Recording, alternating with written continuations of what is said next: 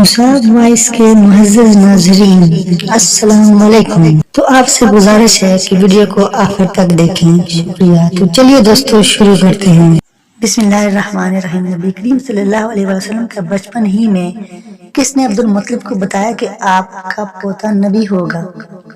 حضرت آمنہ کے انتقال کے 5 دن بعد ام ایمن آپ کو لے کر مکہ پہنچی۔ آپ کو عبد المطلب کے حوالے کیا۔ آپ کے یتیم ہو جانے کا انہیں اتنا صدمہ تھا کہ بیٹے کی وفات پر بھی اتنا صدمہ نہیں ہوا تھا۔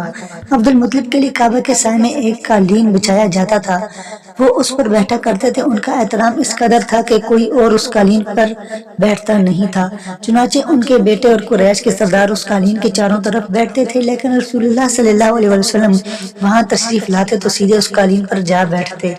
اس وقت آپ ایک تندرست لڑکے تھے، آپ کی عمر 9 سال کے قریب ہو چلی تھی۔ آپ کے چچا عبد المطلب کے ادب کی وجہ سے آپ کو اس قالین سے ہٹانا چاہتے تھے تو عبد المطلب کہتے، میرے بیٹے کو چھوڑ دو، اللہ کی قسم یہ بہت شان والا ہے۔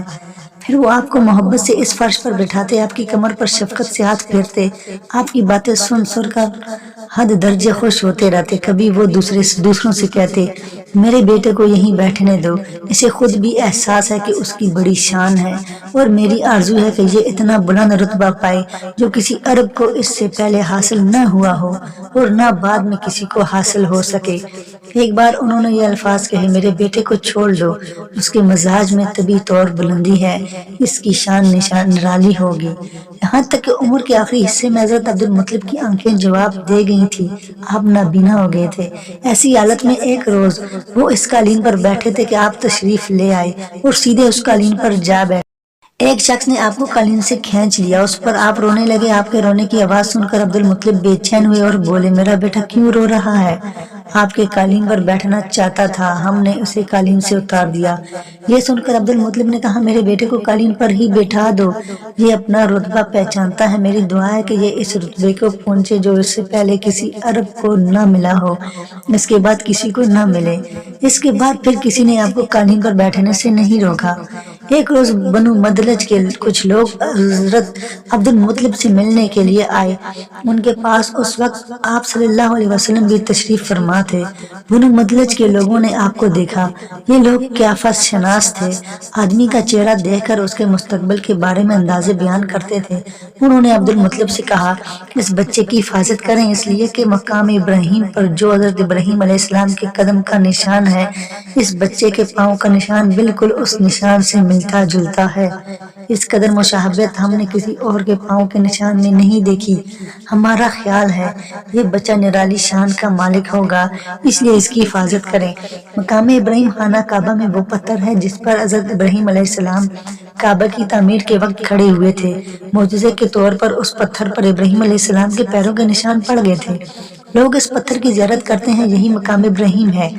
چونکہ آپ حضرت ابراہیم علیہ السلام کی نسل سے ہیں، اس لیے ان کے پاؤں کی مشابہت آپ میں ہونا قدرتی بات تھی۔ ایک روز حضرت عبد المطلب خانہ کعبہ میں حجر اسود کے پاس بیٹھے ہوئے تھے، ایسے میں ان کے پاس نجران کے عیسائی آ گئے۔ ان میں ایک پادری بھی تھا۔ اس پادری نے عبد المطلب سے کہا، ہماری کتابوں میں ایک ایسے نبی کی علامات ہیں جو اسماعیل کی اولاد میں ہونا باقی ہے، یہ شہر اس کی جائے پیدائش ہوگا، اس کی یہ نشانیاں ہوں گی۔ ابھی یہ بات ہو رہی تھی کہ کوئی شخص آپ کو لے کر وہاں آ پہنچا۔ پادری کی نظر جو ہی آپ پر پڑی، وہ چونک اٹھا، آپ کی آنکھوں، کمر اور پیروں کو دیکھ کر وہ چلا اٹھا، وہ نبی یہی ہے، یہ تمہارے کیا لگتے ہیں؟ عبد المطلب بولے، یہ میرے بیٹے ہیں۔ اس پر وہ پادری بولا، اوہ تب یہ وہ نہیں ہے، اس لیے کہ ہماری کتابوں میں لکھا ہے کہ اس کے والد کا انتقال اس کی پیدائش سے پہلے ہو جائے گا۔ یہ سن کر عبد المطلب بولے، دراصل یہ میرا پوتا ہے، اس کے باپ کا انتقال اس وقت ہو گیا تھا جب یہ پیدا بھی نہیں ہوا تھا۔ اس پر پادری بولا، ہاں یہ بات ہوئی نا، آپ اس کی پوری طرح حفاظت کریں۔ عبد المطلب کی آپ سے محبت کا یہ عالم تھا کہ کھانا کھانے بیٹھے تھے تو کہتے، میرے بیٹے کو لے آؤ۔ آپ تشریف لاتے تو عبد المطلب آپ کو اپنے پاس بٹھاتے، آپ کو اپنے ساتھ کھلاتے۔ بہت زیادہ عمر والے ایک صحابی حیدہ بن معاویہ رضی اللہ عنہ کہتے ہیں میں ایک مرتبہ اسلام سے پہلے جاہلیت کے زمانے میں حج کے لیے مکہ معظمہ گیا، وہاں بیت اللہ کا طواف کر رہا تھا۔ میں نے ایک ایسے شخص کو دیکھا جو بہت بوڑھا اور بہت لمبے قد کا تھا۔ وہ بیت اللہ کا طواف کر رہا تھا اور کہہ رہا تھا، اے میرے پروردگار، میری سواری کو محمد کی طرف پھیر دے اور اسے میرا دست و بازو بنا دے۔ میں نے اس بوڑھے کو جب یہ شعر پڑھتے سنا تو لوگوں سے پوچھا یہ کون ہے؟ لوگوں نے بتایا یہ عبد المطلب بن ہاشم ہے، انہوں نے اپنے پوتے کو اپنے ایک اونٹ کی تلاش میں بھیجا ہے، وہ اونٹ گم ہو گیا ہے اور وہ پوتا ایسا ہے جب بھی کسی گمشدہ چیز کی تلاش میں اسے بھیجتا ہے تو وہ چیز لے کر ہی آتا ہے۔ پوتے سے پہلے یہ اپنے بیٹوں کو اس اونٹ کی تلاش میں بھیج چکے ہیں لیکن وہ ناکام لوٹ آئے ہیں۔ اب چونکہ پوتے کو گئے ہوئے دیر ہو گئی ہے اس لیے پریشان ہیں اور دعا مانگ رہے ہیں۔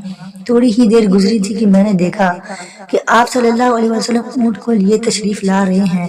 عبد المطلب نے آپ کو دیکھ کر کہا، میرے بیٹے، میں تمہارے لیے اس قدر فکر مند ہو گیا تھا کہ شاید اس کا اثر کبھی میرے دل سے نہ جائے۔ عبد المطلب کی بیوی کا نام رقیہ بنت ابو سیفی تھا۔ وہ کہتی ہیں، قریش کے کئی سال سے سخت قحط سالی کا شکار تھے، بارشیں بالکل بند تھی، سب لوگ پریشان تھے۔ اسی زمانے میں میں نے ایک خواب دیکھا، کوئی شخص خواب میں کہہ رہا ہے، اے قریش کے لوگوں، تم میں سے ایک نبی ظاہر ہونے والا ہے، اس کے ظہور کا وقت آ گیا ہے، اس کے ذریعے تمہیں زندگی ملے گی، یعنی خوب بارشیں ہوں گی، سرسبزی اور شادابی ہوگی۔ تم اپنے لوگوں میں سے ایک ایسا شخص تلاش کرو جو لمبے قد کا ہو، گھوڑے رنگ کا ہو، اس کی پلکیں گھنی ہوں، بھویں اور ابرو ملے ہوئے ہوں۔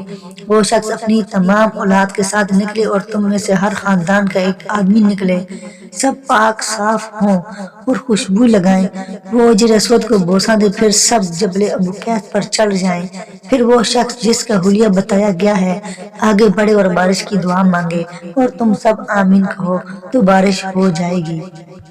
صبح ہوئی تو رقیہ نے اپنا یہ خواب قریش سے بیان کیا۔ انہوں نے ان نشانیوں کو تلاش کیا تو سب کی سب نشانیاں انہیں عبد المطلب میں مل گئیں۔ چنانچہ سب ان کے پاس جمع ہوئے، ہر خاندان سے ایک ایک آدمی آیا، ان سب نے شرائط پوری کی۔ اس کے بعد سب ابو قیس پہاڑ پر چڑھ کر، ان میں نبی کریم صلی اللہ علیہ وسلم بھی تھے، آپ اس وقت نو عمر تھے۔ پھر عبد المطلب آگے بڑھے اور انہوں نے یوں دعا کی، اے اللہ، یہ سب تیرے غلام ہیں، تیرے غلاموں کی اولاد ہیں، تیری باندیاں ہیں اور تیرے باندیوں کی اولاد ہیں۔ ہم پر جو برا وقت آ پڑا ہے تو دیکھ رہا ہے، ہم مسلسل قحط سالی کا شکار ہیں۔ اب اونٹ، گائیں، گھوڑے، خچر اور گدھے سب کچھ ختم ہو چکے ہیں اور جانوروں پر بن آئی ہے، اس لیے ہماری یہ خشک سالی ختم فرما دے، ہمیں زندگی اور سرسبزی اور شادابی عطا فرما دے۔